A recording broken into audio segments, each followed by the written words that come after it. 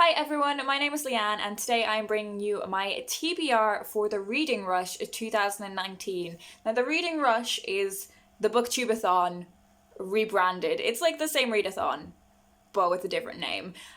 It's one of the biggest readathons that there is here on BookTube. I will leave links to all of the information you need for this readathon. If you somehow haven't heard about it and you want to participate, I will leave links to the announcement video down below so you can find out everything that you need to know about it. And I think I've participated every single year since I joined BookTube, and I think I've completed it every single year. I don't think I'm gonna complete it this year. There are 7 challenges, and the 7th challenge is normally to read 7 books, but they've got rid of that challenge this time round.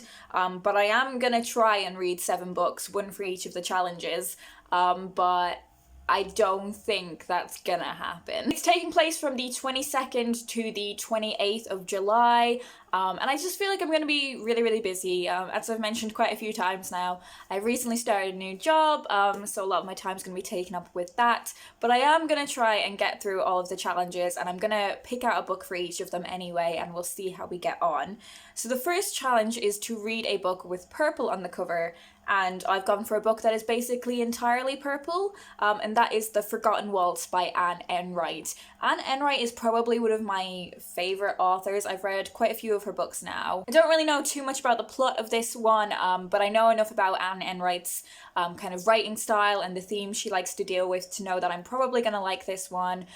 It is set in Ireland in 2009. I assume it's probably got some stuff to do with complex relationships with the Irish family unit, with like Irish cultural and political topics, and she has quite a literary style which I really enjoy, so this is my pick for the first challenge. Next challenge is to read a book in the same spot, and you can do this over multiple sittings, but I decided the easiest way to do this would be to read a short book in my bed in one sitting. So I have gone for Pippi Longstocking by Astrid Lindgren. This is a children's classic that is about a unusual, eccentric girl named Pippi and the friendship she forms with 2 of her neighbours. I honestly don't think I read many like children's classic books when I was a kid, so I've come to a lot of books like this as an adult reader, and I think that's a really interesting perspective to read them from. And I love this, I think it's called Puffin Chalk edition of these books. I love. The challenge is to read a book that you meant to read last year, and I could basically pick most of my TBR for this one, but I have decided to go for One More Chance by Lucy Ayrton, and this is a book that I spoke about in my TBR at the start of the month. This was the book that was chosen by a random number generator. It is about a woman named Dani who has made some very questionable choices in her life, and she has ended up in prison. Her daughter Bethany is growing up in foster care, and she desperately wants to be reunited with her, and it is about Dani potentially seizing an opportunity that will lead to her freedom.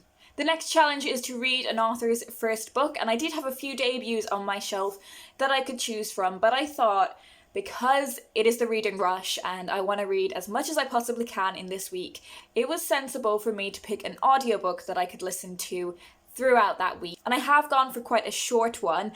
It is If You Could Be Mine by Sarah Farizan. This is a queer love story between 2 women. It is set in Iran, and I don't really know that much about it beyond that, but I know Ollie Bliss has really highly recommended this book, and I really trust his recommendations, and this book sounds like something I would really enjoy. It's quite a short one as well, so should be perfect for a massive week of reading. The next challenge was to read a book with a non-human main character, and I don't read a lot of fantasy, so I really struggled with this one, and I think a lot of the books that I own that would have been suitable for this challenge I've already read, and I know I could do a reread, but I don't want to. The book that I have chosen is Nights at the Circus by Angela Carter.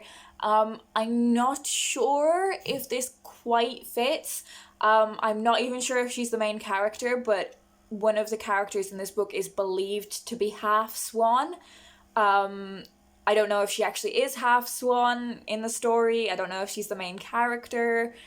The next challenge is to read a book that has 5 or more words in the title, and I've got quite a lot of reading already for this week, so I did decide to pick a very small book, and that is Clarice Lispector's Daydream and Drunkenness of a Young Lady. Little Penguin mini modern has 3 short stories centered on the lives of different women, and it is a piece of Brazilian literature, and I'm not sure I've actually read anything from Brazil before, so this will be a really interesting addition to my TBR. And the final challenge is to read a book to movie adaptation. I had really slim pickings for this one, and I have decided to go for Eat, Pray, Love by Elizabeth Gilbert. This is one of the books that was in my books that have been on my TBR the longest video, and I really need to catch up on reading those books, so hopefully I'm able to get to this during the reading rush, but I think it may be a bit of a challenge, just because I feel like this is probably a lot of reading for 1 week compared to how busy I'm going to be. But we'll see how I get on. I've already accepted that I'm not going to complete it this year, and that's absolutely fine with me. Do leave me a comment down below and let me know if you are taking part in the reading rush. Let me know if you've made a TBR and I will be sure to check it out. And also let me know if you've read any of these books and you have any thoughts on them, whether they are positive or negative, I don't mind. But if you have read Knights of the Circus, and you can clarify whether she's half swan or not, or if that's a spoiler, actually don't tell me. But I'm just really confused as to whether that book is suitable, but it's what I've picked anyway. But yeah, leave me a comment down below if you have thoughts on anything that I've said, and as ever, all of the books that I've spoken about will be linked down below in the description if you want to find out more about them. That's all from me today. I hope you guys are doing well, and I will talk to you in my next video.